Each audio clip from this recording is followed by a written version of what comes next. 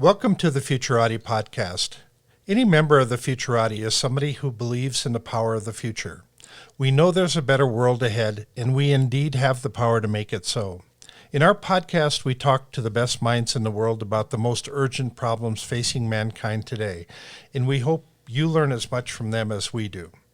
I'm Thomas Fry, a professional futurist and keynote speaker. And I'm Trent Fowler, a machine learning engineer and author. Thank you for joining us.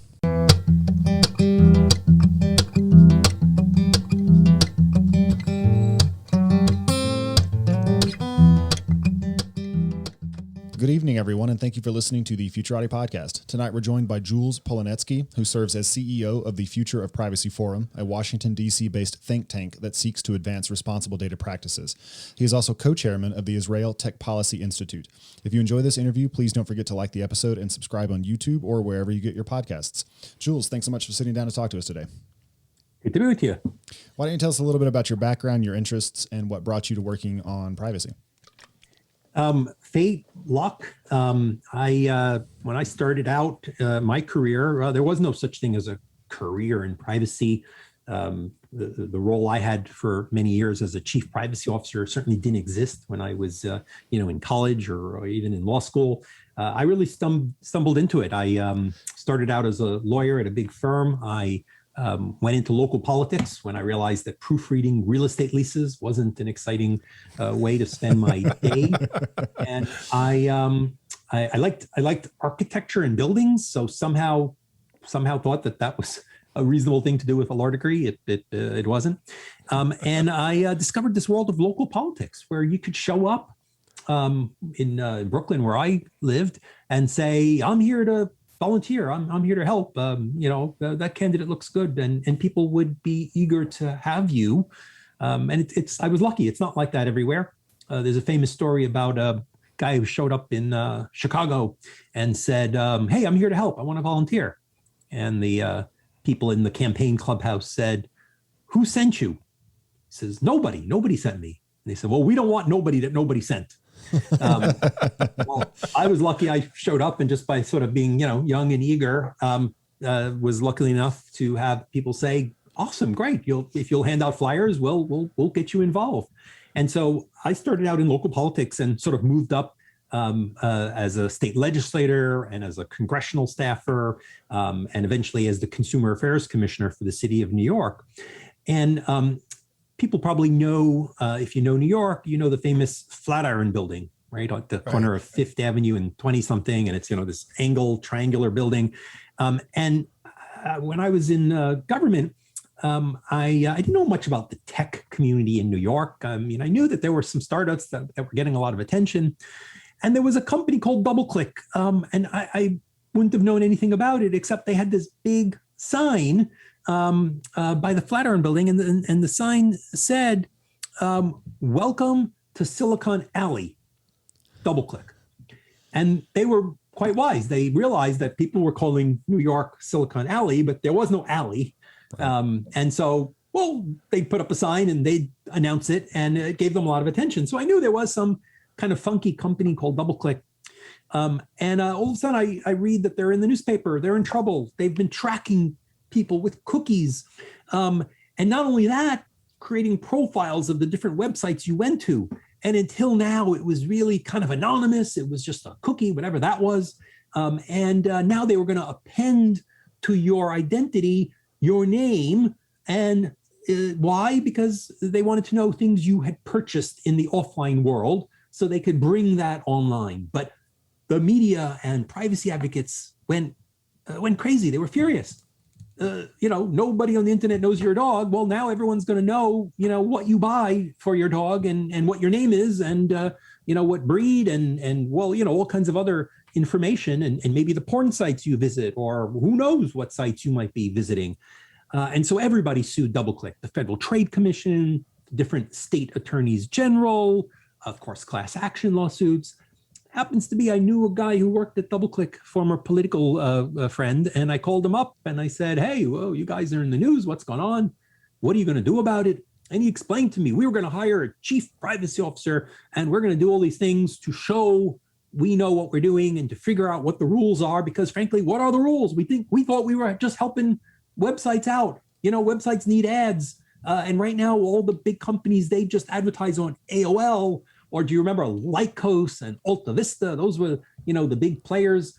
And we, DoubleClick, we're going to democratize access to advertising. So the little sites, the little bloggers, and the people creating, creative content will just put ads on their site for them so they can make some money. We're good guys here. We don't understand why everybody's so angry. What are we going to do to them? We're just going to give them some ads, right? So what year was this? Oh, this was 2000. This was about 2000. And I said, well, it sounds kind of interesting. I had been in government. I never planned on being in government, but suddenly I'd been in government for 6, 7, 8 years and was thinking I'd been elected at a fairly young age. I was thinking, well, what do I do next here? Well, this sounds interesting. So I became the first chief privacy officer when it really was an odd and unusual title. I remember, I think it was Crane's New York Business. Are they still around? I don't know. The business magazine in New York ran a story, mocking, these funny Silicon Alley titles, the chief Yahoo, the ninja, the software ninja, the chief privacy officer. Like these things are going to go, out with the .com bust. But in fact, there are now 70,000 just this week. The IAPP, the International Association of Privacy Professionals, the organization that kind of all of us who do privacy full time belong to, just hit 70,000 members around the world. Wow. People working at companies with some sort of privacy title, whether it's the chief privacy officer. In many countries around the world, a lot of countries in Europe, many companies, depending on how big you are and what kind of data you process, have to have legally a data protection officer. And it's almost sort of a quasi-independent role, but it's mandated increasingly. So that's how I got into it. I became the chief privacy officer of a company that DoubleClick, now many know, belongs to Google and is sort of the technology and the division that Google incorporated into its technology to serve those banner ads that you see on just about every site in the world. And that was really my first taste of trying to get organizations together, companies, competing companies, who thought that they were doing wonderful things, right? I mean, these were idealistic people. We're here to help the bloggers and the small sites get some ads and help advertisers, reach customers. It's all good. Why is everybody upset? And so helping them understand, and also realizing that you can't solve these problems alone, right? You got to have the advertisers involved. You have to have the publishers. You got to talk to the advocates. You got to talk to the academics. The government wants to regulate. You need to get consensus and get people to agree to come up with standards and guidelines and laws so that we can all move forward. And the things that we think are fair uses of data, fair information practices, that's what those of us who work in the space call sort of these historic principles that are generally recognized as the rules for data, fair information principles, and really put guidelines in place so that we can have the good stuff we want from the internet and try to limit or constrain the problems. Well, fantastic. I have a number of questions as a follow-up. Well, one thing I wanted to get your opinion on is, to what extent do you think the popular conception or the popular endorsement of privacy as a right has changed over time? Because as you were telling that story about DoubleClick and how they were collecting cookies and they were building a profile of you, I was thinking, well, everyone does that now all the time, and most of us don't have a big problem with it. We just know that if we say, corduroy pants out loud, probably we're going to get Facebook ads for those tomorrow. Like, that's just a fact of life now. So do you think that things have, well, I guess in what ways have things changed over time? And do you think that's good or bad? So in the modern era, I mean, privacy in many ways goes back to Bible and Talmud. And, if you want to go back, I'll take you all the way back to the earliest sources for privacy in the Bible. So this has been part of Roman law and Jewish law and Bible law and Quran, you name it. Every tradition and every culture has a real deep and interesting history, sometimes very legalistic. There's a famous Talmudic debate of, you live in an apartment building and you have a window and, you're looking out and you enjoy your view. All of a sudden your neighbor across the courtyard punches a window through his window, and now he can see into yours. Do you have the legal right to say, hey, close up your window? You're now invading my privacy. And there's all kinds of wonderful analysis. Well, was it a public courtyard? You didn't really have any privacy because it was a public courtyard. Anybody could have seen in. No, but maybe it's a private courtyard, in which case you did, and you have some legal rights. So there's a ton of history. But in the modern era, we go back, unfortunately, to the Holocaust and the Nazi era, where the early predecessors of the IBM computer, the Hollerith machines, were used by Nazis to very efficiently record and track and use population registries to know where are the Jews, where are where are the disabled people, where are the lists and categories of people we need to go building by building, right, to find out, hey, is there anybody on our list in this building? And so the notion that this automated processing, right, not just the typical privacy, does anyone know what you're up to? Can you go to the next village, and escape it? In the city, you can be anonymous. You live in a small village, everyone knows your business, right? Those kinds of issues were always around, forever. Could you start a new life, by going overseas? You had some indiscretion, right? Go overseas. Who knows, right? The information didn't follow with you. So we've always had those sorts of issues. But the more modern era of sort of digital and automated processing, putting these issues in a whole nother scale, really were kicked off by the Nazi era, where the whole notion that, a government, a hostile entity, could use the power of lists and registries and data to really, oppress and kill. And so European countries, and then again, you had a lot of countries, the Stasi, right? The secret police, people being paid to inform. If you visit Berlin, there's a phenomenal museum where every sort of little device that was used by Nazis, by East Germans, by hostile folks to sort of spy on the population, to keep registries, to have everybody report on everybody. So in Europe, because of recent history and the notion that the government was spying on you, or your neighbors were reporting on you, and the notion that to do that at a population level, you needed computers and databases.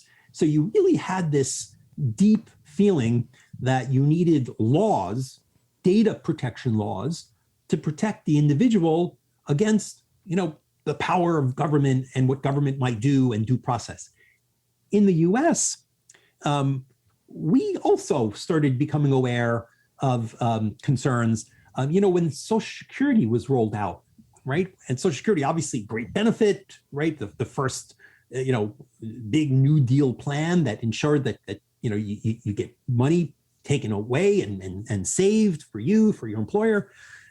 But the outcry that existed when Social Security rolled out, because until then you showed up and your employer said, how old are you? Are you married? And if you were a woman of a certain age, you gave the right answer. And you didn't worry that they might know that maybe you were married, maybe you weren't married. Were they going to, were you going to, was your husband going to tell you not to work? Were you going to have kids?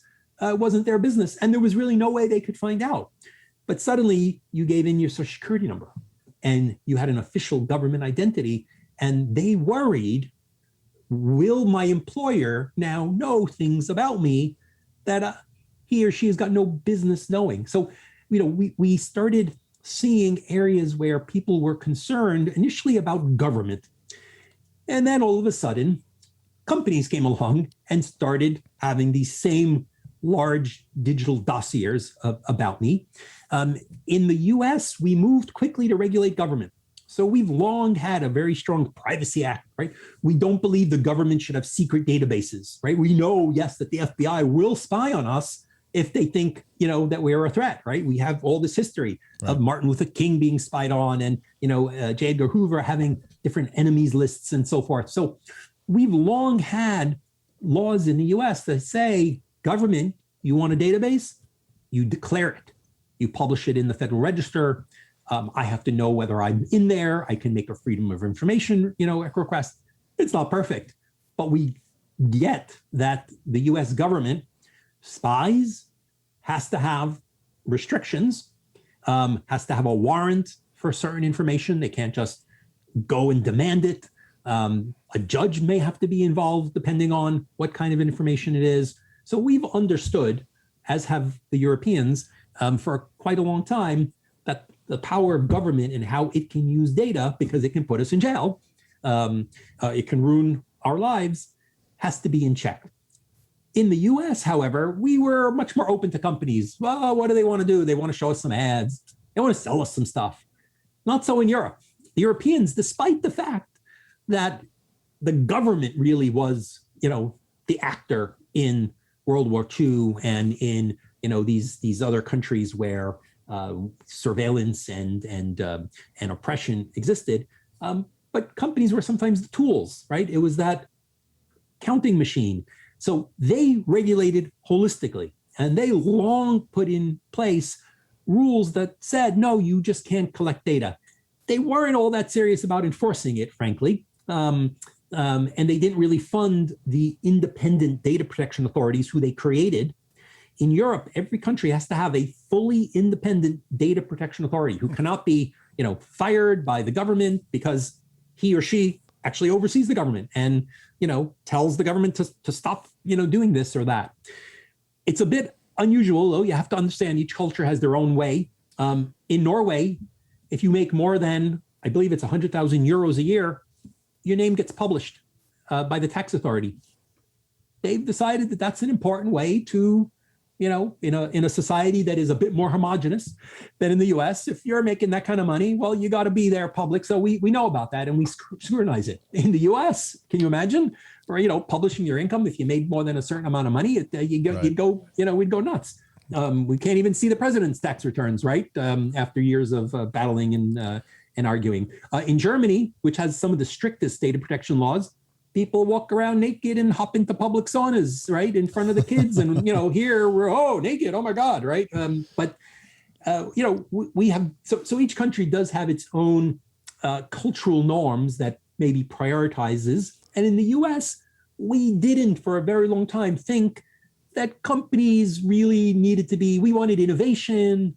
We believed in self-regulation. The market works, right? We believe in the market in the US. So if people don't like it, then they won't use your product. They'll go to the company with more privacy, right? Apple in many ways is, trying to define itself as the leader on privacy and, advertising and really talking about it. So privacy has gone from, in the US at least, from being something that most of us didn't think a lot about unless we really were worried about the government and that sort of thing.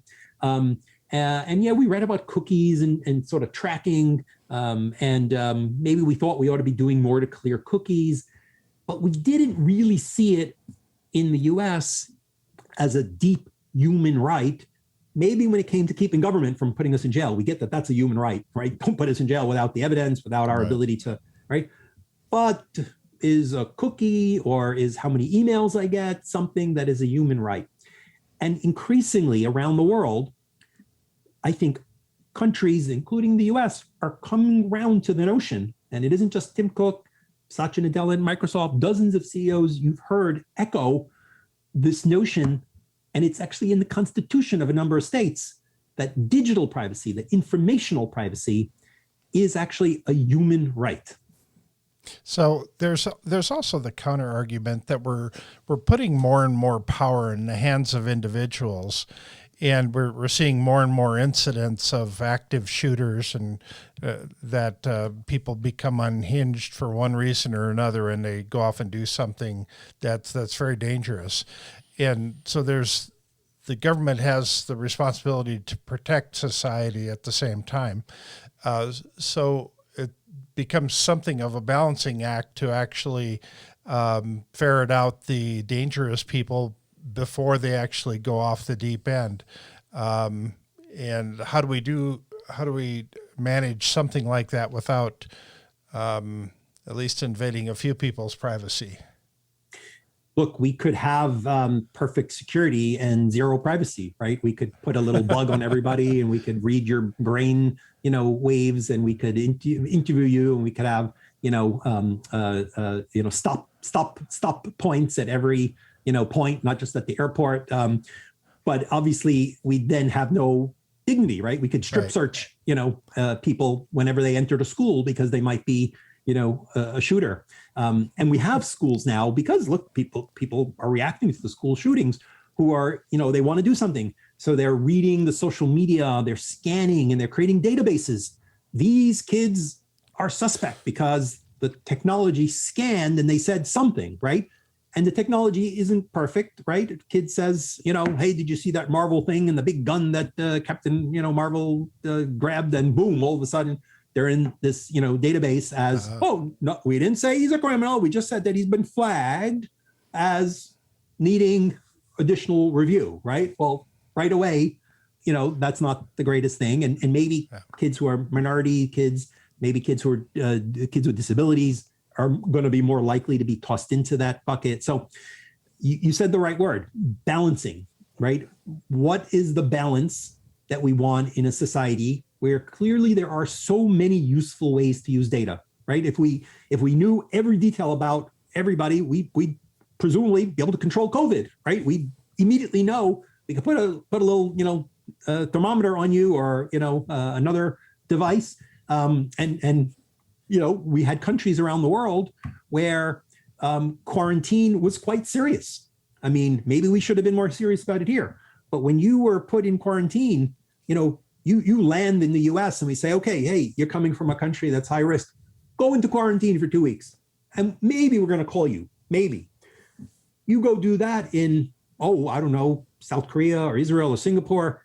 You land, you are escorted to a hotel where you are locked in, right, and well-fed for the next 2 weeks while you are in quarantine. Or you tell us where you're going, you give us the address, and we're knocking on your door twice a day or calling you, and you better put this app on your phone that lets us determine that you are actually respecting the quarantine. And we fine you if we find that you are out when we've said, there's a curfew or there's a limit on how far you can go from your house. So different countries made different decisions based on, and again, in the US, we said, don't tell me to wear a mask. Don't tell me what to do. Freedom, right? We had, in many states, and we certainly didn't want the federal government, or even now, we're talking about vaccination passports, right? Now that people are getting vaccinated, what are you going to need to travel? What are you going to need to go to school? Every college is saying, you're going to have to be vaccinated. Many employers are saying you're going to have to be vaccinated. Airlines are saying, well, are you going to shop? Right. So how are we going to prove it? Well, the federal government said, well, we don't want to be in charge of that. We don't want to create a national health ID. Who knows how that'll be used or misused.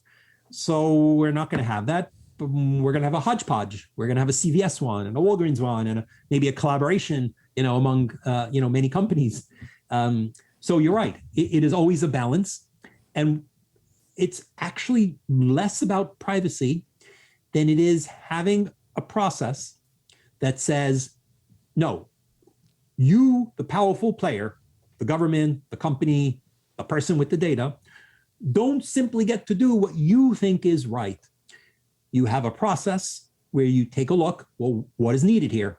Is all that data really needed? All I need to know maybe is that, you've got a green, whether it's green because you took a test and you have antigens, or you had some exemption, right? Maybe I don't need to show my license and give away my age and what state I'm in and all that sort of information, right? What do you really need? And what are you going to do with it? Are you going to sell it afterwards? You're going to use it for advertising? You're going to give it to the FBI, right? I mean, the FBI would be happy to take the data maybe, right? What rules do you have? And even if you don't give it to them, maybe they now will know that there's an interesting list and now they know where you went. So data protection is about having a set of rules where we say, you got to have a lawful basis. Who says you can do that with it, right? Is it legal? Is it really necessary? Is what you're doing proportionate? Maybe it's overkill, right? Maybe you're, we're going to track every single kid, 24/7 and read everything they say on social media because we have a tragedy of, some kids being school shooters. No, that's disproportionate, right? We can't stop and frisk every, human being, regularly. That might create a lot of security, but it also might invade privacy. So And by the way, who's in charge? Do you have somebody independent? Do you have a right to object? Do you have a right to say, well, no, I shouldn't be on that no-fly list. Take me off. You made a mistake. There's something wrong, right? So those basic principles are what are increasingly being put into data protection law, so that these things can be done in a methodical way. Is there a process that says you have a lawful reason, you have a proportionate response, what you're doing is necessary, I can object, maybe I can opt out, maybe you have to ask me, maybe you don't ask me because we need it. No one's going to opt in, to be a suspect, right? But maybe I need a law saying that you're allowed to do it, that is debated by a Congress and can be challenged. Maybe there ought to be a deletion period, right? Maybe this database doesn't need to be around forever. So those are the tools, those issues of access. Maybe I can make you show me what you have on me. Access and deletion and review processes and balancing. Those are the tools that privacy lawyers, data protection experts, and others try to bring to these questions. And we don't always come to it and say, privacy. We say, is this actually needed here? And do you have a good reason for it? And what rights do I have? And should it be more limited? And that's how you balance. In fact, in Europe, the main privacy law, when they have a huge, very extensive privacy law, you can be fined up to 4% of your company's global revenues. So, wow. Billions of dollars. And indeed, they've been tossing out fines in the many millions against the Googles and Facebooks or even smaller companies. That law, this general data protection regulation, doesn't talk about privacy at all. It talks about data protection for the purpose of balancing the rights and the freedoms of an individual. Is there such a thing as a privacy bill of rights, or should there be?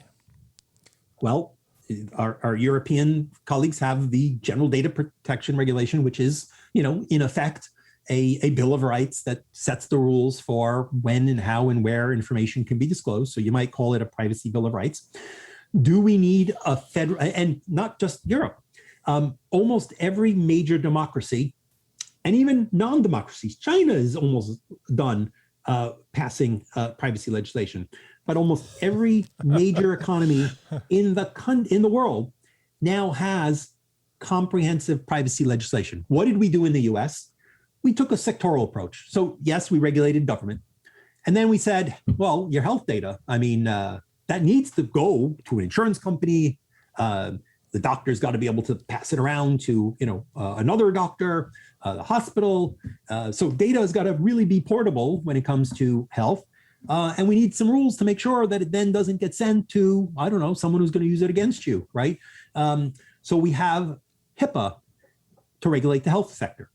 And then the banking world, we said, well, wait a second, we don't want the banks telling anybody how much we have. So we created a law called GLBA, Graham-Leach-Bliley, and it regulates financial institutions. And then people started getting turned down for credit, and you didn't know why, and you couldn't do anything about it. So we created a law called FCRA, for fair credit. And then cops would go to schools and grab your school record, or tell the school that you were a criminal, and that would be on your record and you wouldn't know about it. So we created a law called FERPA. And then kids, we all are worried about kids. So we created COPPA. So we have a vast number of sector-specific privacy laws, more than you can imagine. But we don't have a general one, right? So does Google track me with cookies is not today regulated by the federal government. The states are moving. California just passed a major privacy law. How did it start? Not with the legislature. It took a rich real estate developer who got it in his craw that something had to be done. He financed the ballot initiative, right? As you know, in California, you get enough signatures, you can get it on the ballot. And there's always dozens of different things that people in California are voting on. Now they're going to vote on, whether they want to recall their governor. A lot of states don't have that sort of initiative, but California did. That scared the legislature into passing legislation. The developer then decided he needed to do more. And so he actually then put a ballot initiative that enhanced that legislation. So California now has a pretty reasonable privacy law. And every company does business in California. How do you avoid California? Virginia just passed one, and other states are working to do so while the federal government debates. Now, this is a consumer privacy piece of legislation. This will deal with, so if you live in California now, for instance, and you look at the bottom of an app, or you look at the bottom of a website, there's a little link there. It says, do not sell my information. That was never there before. Any app that sells your data now has to put this little link there. And if you click on the link, you're supposed to get information that says, well, here's what we have. Now, a lot of companies already have that in their privacy policy, but now there's some very specific detail. And you have the right to say, send me what you have on me, exactly, show me that file. Oh, and by the way, delete it. I don't want you to have it anymore. Please terminate it. So that's what California gave. So it's not comprehensive. It doesn't cover everything. It mostly lets companies collect what they want, but it says you have some opt-out rights. You have some rights to not sell. Virginia went a little further. Virginia said, yeah, all that. But if it's sensitive data, if it's health, not the HIPAA health, right? If it's medical information, it's regulated. But if it's health, now what is that? I don't know. Maybe that's what your Fitbit might know about you, yeah. Or maybe, so we need to figure out what health means. What I buy in the supermarket, that loyalty card, right, that tracks my eating habits, that is a deep medical record, right? I mean, you can see I'm eating fatty stuff, cholesterol, dairy, right? How often I buy, terrible things. Do I eat a lot of red meat? But is that a health record, or is that just the supermarket kind of wants to know, something about shopping and advertising? So there's going to be a lot of work to do, but Virginia went a little further, and you have to opt in for sensitive categories of data. So yes, we need a privacy bill of rights, but the legislators have woken up and they've said, big tech has a lot of data about us. Google has a lot of data about us. Facebook has a lot of data. We need laws that make sure that individuals have rights to push back, to opt out, to require that permission be asked. And then finally, we're worried about AI, right? AI, everyone's worried about AI. AI is going to destroy the world. AI is going to save the world. We're competing. And so now we're regulating AI on top of data protection. So Europe several years ago did this, broad data protection law. It kind of already covers AI, at least when there's personal information involved, which is very often, but they're still worried that maybe it didn't go far enough. So they are currently launching a giant effort to have laws for ethical and responsible AI. And the US is probably going to follow sooner than later. So a couple of times you've made reference to data protection, and I'm wondering how that's different from privacy. Is privacy a broader concept, and data protection refers just specifically to the cookies in your browser, or the bits that are broadcast out of your phone?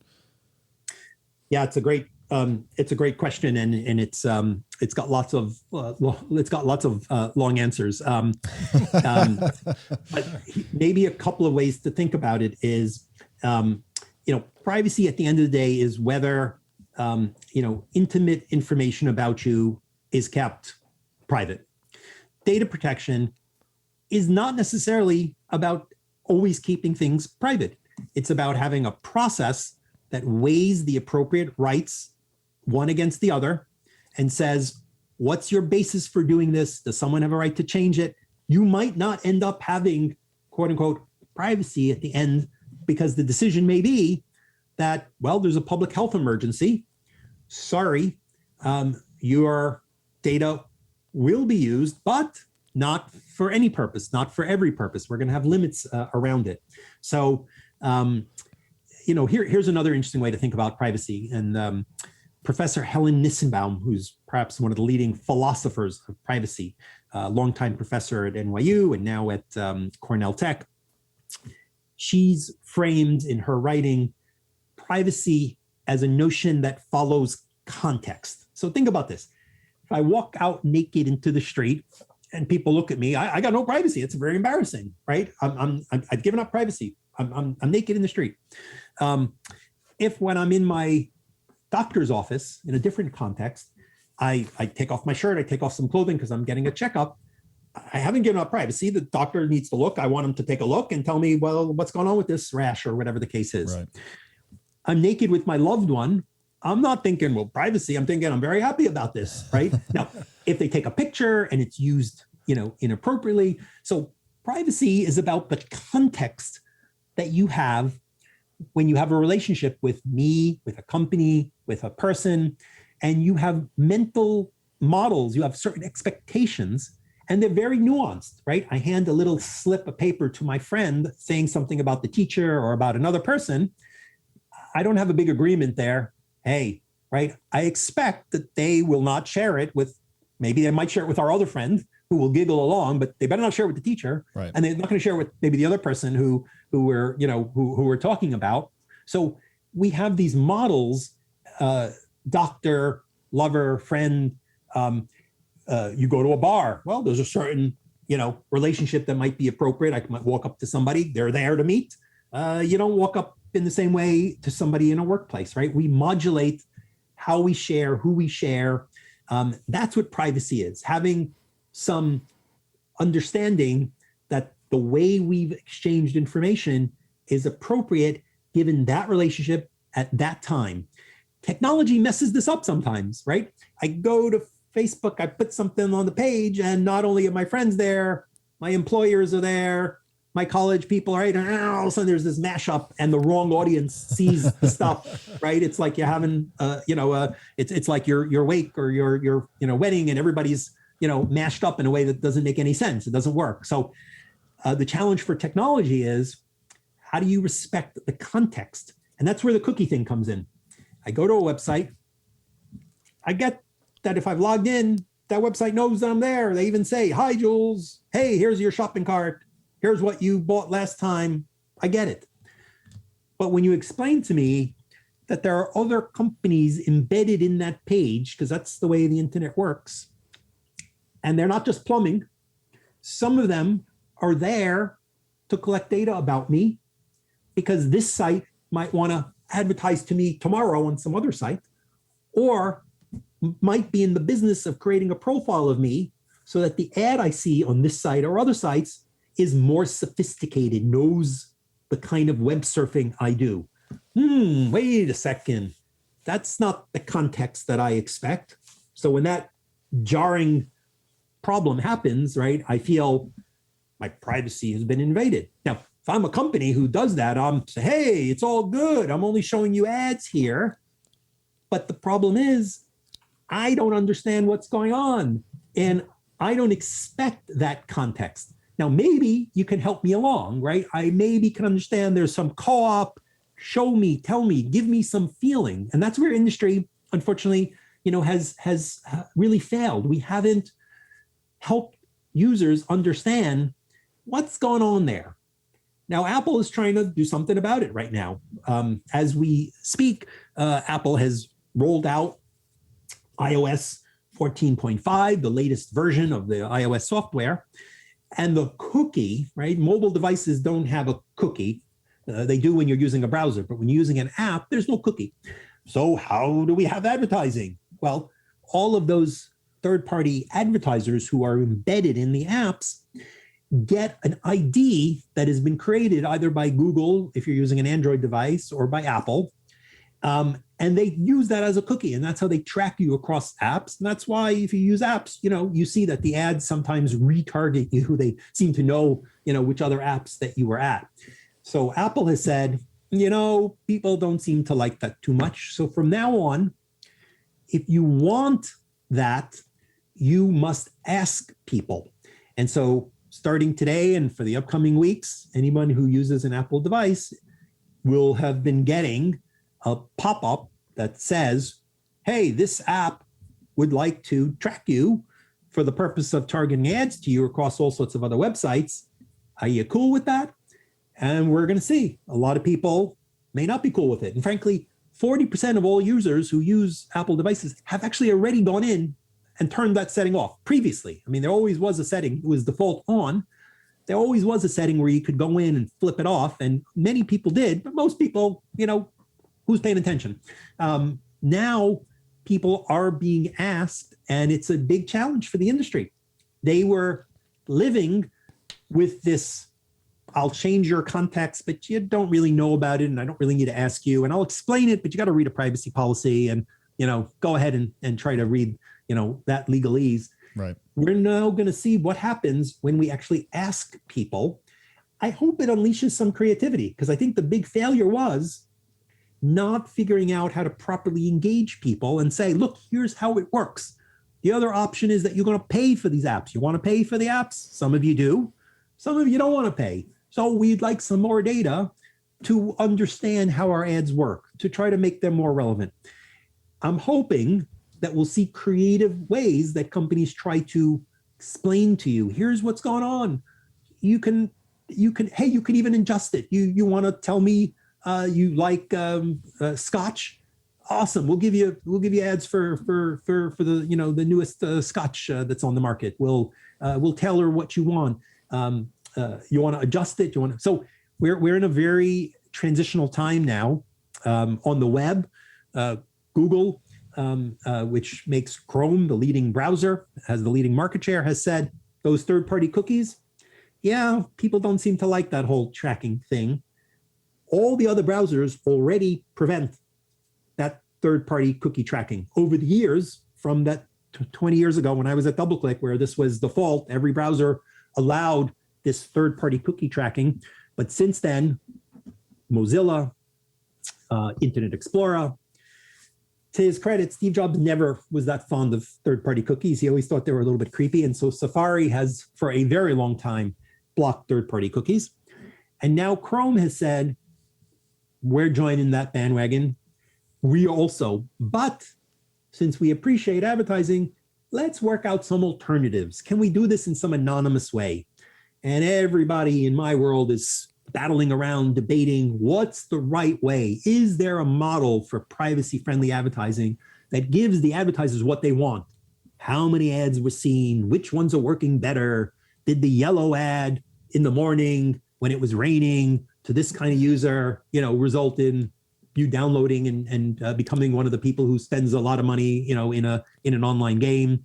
So we'll see. Right now, everyone's battling and debating because there's a lot of money at stake. So let me ask you a question. Let's go 20, 30, 40 years in the future.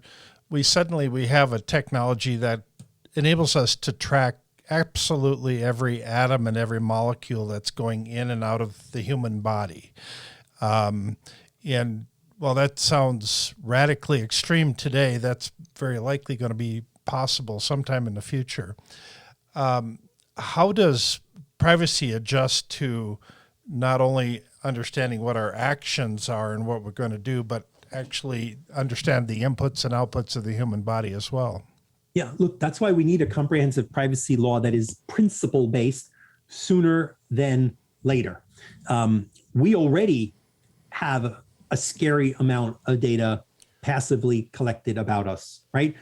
We're living during the pandemic times where schooling is remote, so we know what you're doing. We're on laptops. We are doing everything on our mobile device, which often has our location. There are apps in the app stores that will read your EKG to help you meditate, that already have been shown to be able to know and detect what your password is.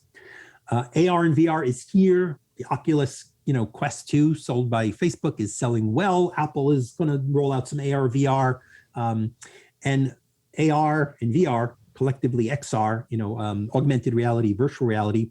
The next phase for them is to be controlled, not by an awkward controller or by you pointing, a mouse at an invisible board, but via your hand. Facebook has a wonderful technology that you wear on your wrist. And again, great for people with disabilities, right? Being able to, control things just by, flipping your wrist or minor movements that detect your nerve impulses and your intent. So it's not science fiction. It's at the edge of reality. One of Elon Musk's companies, right, Neuralink, right, is focusing on embedding things, in your body. I don't know that most of us want, chips embedded, but that will allow you to, control stuff. So we already have a world where facial recognition is becoming ubiquitous, right? Whether you like or don't like what happened at the Capitol, and I certainly don't, law enforcement is using facial recognition to scan the faces of thousands of people who are in the crowd and look them up and go find and track them down. So today, most of us, unless you're a celebrity, well, we don't have a lot of privacy online. Computers, the companies behind what we visit know a lot about us, and our phone knows a lot about us. But unless you're a celebrity, kind of walk outside, you kind of assume no one's looking at you. You scratch your nose, you spit, you jaywalk. Well, in China, facial recognition and other technologies will zap a penalty to your phone because you walked across the street. And in China, we see early efforts to develop social scores. And by misbehaving, saying something bad on social media or crossing the street or doing other, reprehensible things, your social score might affect whether you'll get a job, whether you're allowed to travel. So it's sadly not necessarily 10 or 20 years. And this is why the people who are worried about vaccine passpoints, as much as we kind of need a system to deal with this, have a little something in mind, because you don't need to prove anything today, most places, right? Nobody is saying to you, you want to go to a game? You paid for that ticket with cash? Oh no, show me something that certifies something about you. So those last, free zones, my face in public, as soon as my face is like a cookie and I can be tracked and identified anywhere I go. And again, I already can do this with my phone, but I could leave it home. I could turn it off. So we need soon rules in place, laws that say, hold on there. What are you doing? What's your reason? Can I object to it? Do I have to ask you permission? How long are you keeping it? Maybe you should delete it every so often. We need it sooner so that we don't build that Orwellian society where, not for evil reasons, we're not going to run out there and do it for evil reasons. We're going to do it for good reasons. We're going to do it because we want to control the next pandemic. We're going to do it because we don't want school shooting. We're going to do it because we want to know all kinds of wonderful things. Hey, we're reopening. I hope there'll be traffic. How did traffic change? Where are people going? Where's the Uber? Where's the Lyft, right? We want smart city kind of information. We want health information. We want AI. AI has to have all the data, right? So as to be powered, to be smart. All good reasons, right? Good in that people with good intentions, or maybe their worst intention is marketing, but we could risk building this database that then gets misused in ways that really are harmful. Right. And again, people have different political views, but a government that perhaps sees certain people as enemies because they're of a different political party, wow, that's dangerous. And we know how that has played out in history, and giving that government the tools. So who are the worst actors when it comes to privacy? Not the government, not the companies, the wonderful political actors of the world who must target you with the most micro-targeted ad to get you upset and provoke you to vote. So some of the politicians who are the biggest sponsors of privacy legislation and are very worried about Google and Facebook and are very worried, you know what they do? Go to their campaign website and make a donation. And for the rest of your life, they will be pursuing you around the web, asking you for more money, trying to target you to get you out to vote because you fit into the demographic they want. And then, of course, these are some of the paragons of government. So forgive me for a little bit of cynicism there. No, I was wondering if you might comment on the interface between technological, cultural, and political solutions to some of these problems. And as you were talking about context, I was reminded of one of my favorite science fiction trilogies. It's called the Quantum Thief trilogy. It's by Hanu Ryanimi, and parts of it take place on in a city on Mars. And there they use a technology called the Gevalot, which allows you to fine tune the information you give to other people, including whether or not they can see your face. So you can just be pixelated in public and nobody has any idea who you are, or you can broadcast your EKG or your heart rate to anyone who sees it. So I wonder if perhaps you're more sanguine about principle-based regulation that will handle a lot of this. I tend to come down thinking that technology has to be devised to fight technology, problems that emerge from technology. So, and then the third thing I said was cultural expectations. So people valuing privacy more. I remember watching an interview with Robin Hansen once, where he was an early cypherpunk. He was very into privacy, and he looked a lot at the different cryptographic schemes and was part of a community that was thinking about how to embed this in the earliest versions of the internet and computer systems, connected computer systems. And one of the surprising things that came out of that was that people just didn't seem to care that much. They may bitch about privacy a lot, but when it really comes down to it, many people just will not take the time to go in and turn the setting on their iPhones off that allows apps to track them. So it seems like you would need all three of those things working in concert to arrive at a place where you can be sure that the data being collected about you isn't being used for nefarious purposes and that you're not being tracked in ways you don't consent to.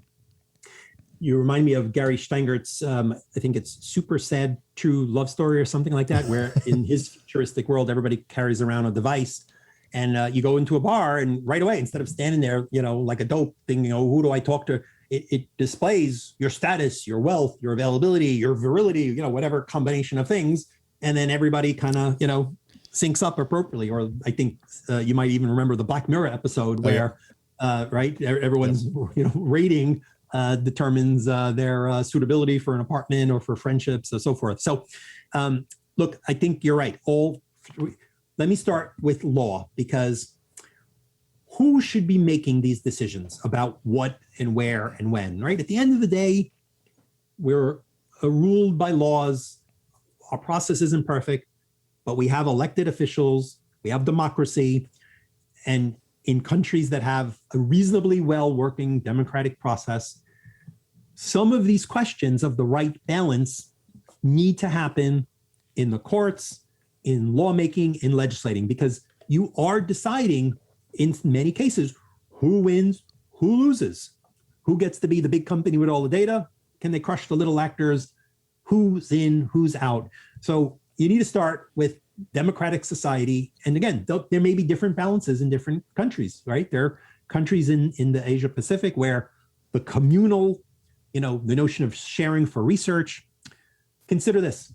In the US, no one's going to take your organs unless you've opted in, you've made a choice that, God forbid, there's an accident, you want to donate your organs for life-saving purposes or for science, whatever the case is. In Europe, in some countries, it's default, you're in, right? Unless you've opted out. Now, we actually don't have enough organs. There are people on long, long lists dying and waiting years. But we in the US have said, nope, our integrity, our bodily thing, our religious, whatever, no, you've got to make that decision. In the countries in Europe that have the default, it goes, there are far more many kidneys and other organs, available. So there can be some that's a pretty, forget about sharing my email address, right? This is like, my physical, body. People have strong feelings about it. So they're going to be, so you need, democratic process. I don't want technology protecting that, right? Like, sorry, you can't access my, organs. I've got some sort of shield on. No, I want a democratic process that is conducted in a proper way. Number one. Number two, technology has a huge role to play. A lot of these are technological problems that could be solved with technological solutions. Can we learn things from data that is de-identified in a mathematically guaranteed and certain way? Differential privacy, for instance, is a method for assessing whether de-identifying data really is, a serious protection, right? So it might be super valuable to learn. We want to know, were certain kids in certain poor communities, children of color, immigrants, who was affected differently by COVID? Did they die more quickly? Did they lose more education because they didn't go to school, right? We want to know. We need it for research. Are women having more side effects of a certain vaccine, right? We want to have data, but we don't always need personal information. That's where Google is trying to go, for instance, in this advertising path, and Apple as well. They say, well, you know what? You really need to take the data off the device. Just maybe use it on the person's phone and make your decision right then and there. Well, what do you got to go build a profile there?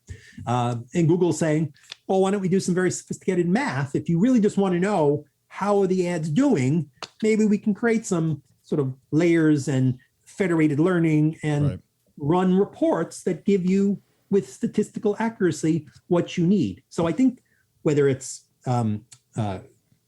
sophisticated cryptography, whether it's let's take facial recognition. We all put our faces online. We put them on Facebook, we put them on LinkedIn, and companies have come across and scraped all that data and created facial recognition databases. Clearview AI, a company that's been in the news, has sifted, all of the faces off of all of the social media. We're all in their database, and they sell it to law enforcement. So congratulations, you're in the lineup now.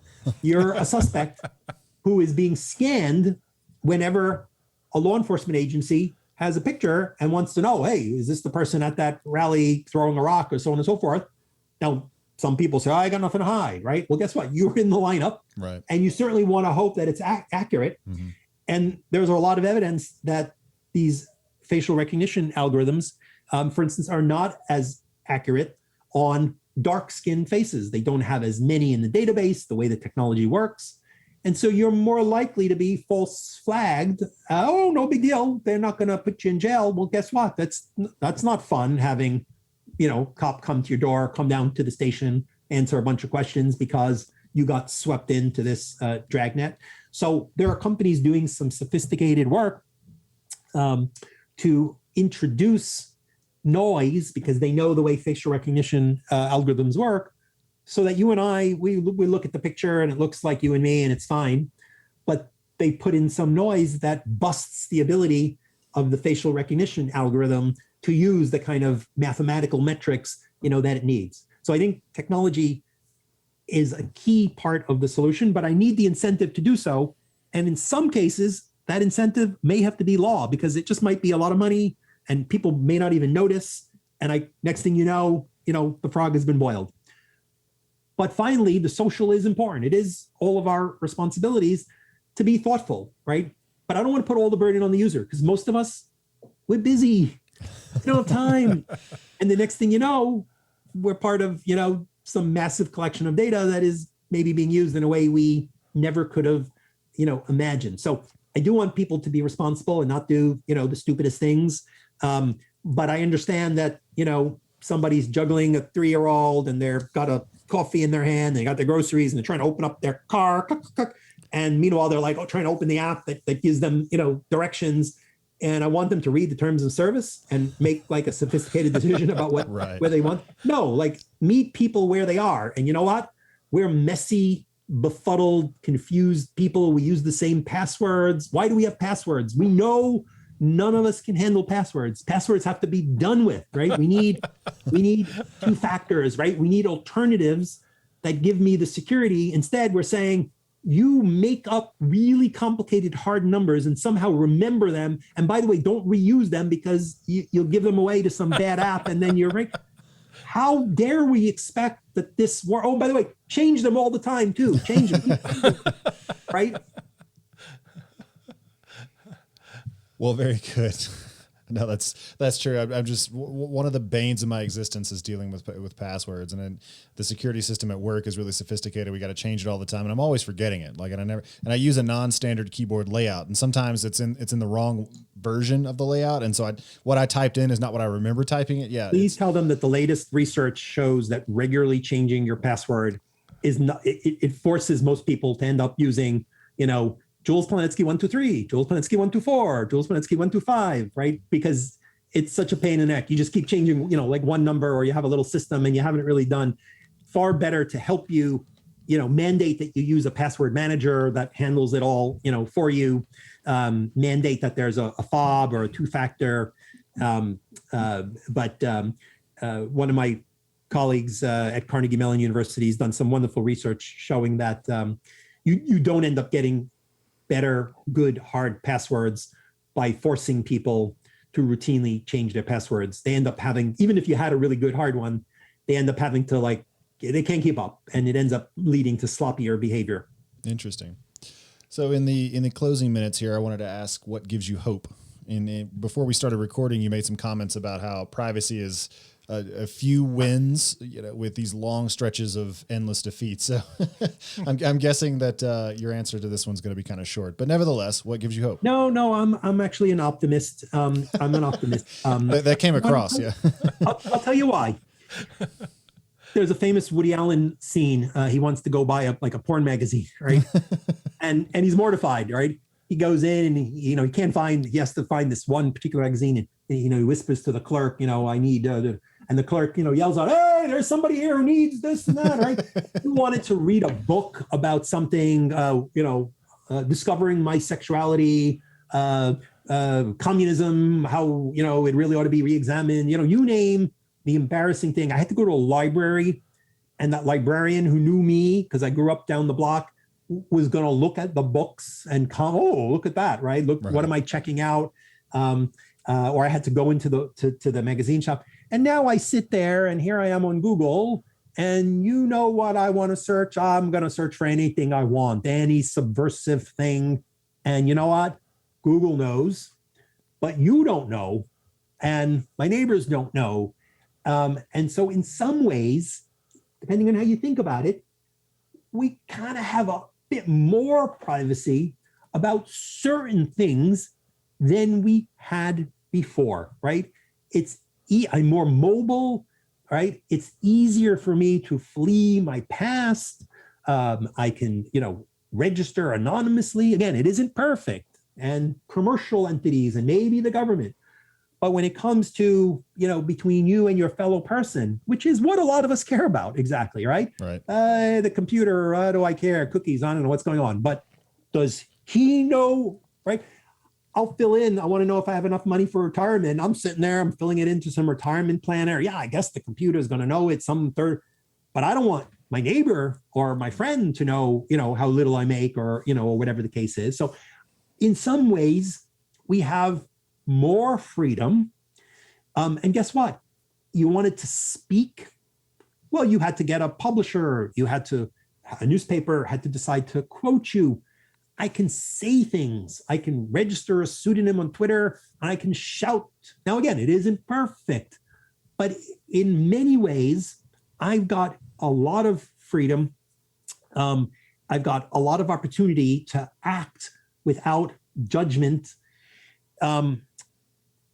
And I'm optimistic that we are going to put rules around these issues, because they're not, at the end of the day, solely about privacy. These are now the rights that undergird almost everything else we do in society. My right to move, my right to travel, my right to read about things, my right to speak, my right to good healthcare. All of these things need data. And so the decision makers are not simply privacy for you, not privacy for you. There are people who are saying, well, how should healthcare work? How do I improve it? What do I need? We are increasingly aware that there's been a lot of bias in data, right? We've got people who show up and say, it's just a computer. It's just a technology. People are biased. No, guess what? The data came from different kinds of people. Maybe only men were in it. Maybe only rich people were in it, right? Maybe only white people were in it. The technology and the data, I think increasingly people appreciate it is a biased, ugly package of, stuff. And if you want it to work, if you want to do smart research and you want to understand data, you need to clean it up. You need to organize it. You need to get rid of the data that doesn't matter. So I think at the end of the day, good hygiene, good discipline, rule of law, these careful decisions that are as much about ethics and rights, they're now really big. It's not just geeks like me worrying about DoubleClick's cookies that are having this discussion with other people who are like, I don't know what's the right thing to do. Now it's healthcare researchers saying, I need the data. And patients who have rare diseases saying, we want the data. And others saying, well, wait a second, let's make sure nothing bad happens to you because of the data. So the debate has been engaged. Legislators are acting, the media are over it. And I'm optimistic that when things get that kind of scrutiny, we will put the right structures in place to regulate the power that is actually at stake when you make decisions about privacy and data. Well, fantastic. I certainly hope that you're right, and I appreciate you taking the time to talk to us today. Yeah, this is great, Jules. Thank you. My pleasure. Good to speak with you all.